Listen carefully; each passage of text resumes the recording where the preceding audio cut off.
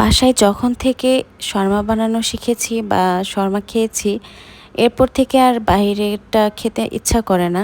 এটা এত বেশি মজা হয়, আর বাসায় বানানোর কারণে টপিংটাও ইচ্ছে মতো দেওয়া যায়।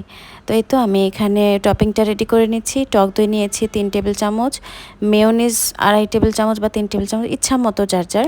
আর এখানে নিয়েছি গার্লিক সস, টমেটো সস একটু নিজের ইচ্ছা মতো, একটু ব্ল্যাক পেপার পাউডার নিয়েছি, ব্ল্যাক পেপার না, এখানে আমি সাদা গোলমরিচ নিয়েছি।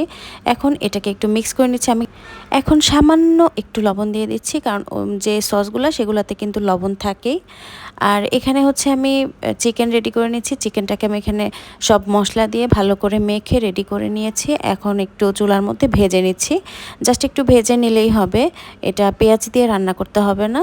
এ তো ভাজা হয়ে গেছে। ভাজার পর এখন এর মধ্যে আমি যে সবজিগুলো নিয়েছিলাম, গাজর গ্রেট করে নিয়েছি, শসা গ্রেট করে নিয়েছি, ক্যাপসিকাম নিয়েছি, আর যে সেই শর্মা সসটা রেডি করেছিলাম সেটা দিয়ে ভালো মতো একটা মিক্স তৈরি করে নিচ্ছি।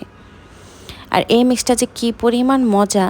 এখন আমি যে নান রুটিটা আগেই বানিয়ে রেখেছিলাম, নান রুটির আর ভিডিও করিনি, এখন নান রুটির মাঝখানে দিয়ে জাস্ট এটাকে এভাবে একটু রোল করে দিয়েছি। এখন হচ্ছে আমি একটু বেকিং পেপার দিয়ে এটাকে রোল করে নিয়েছি, পেঁচিয়ে নিলাম।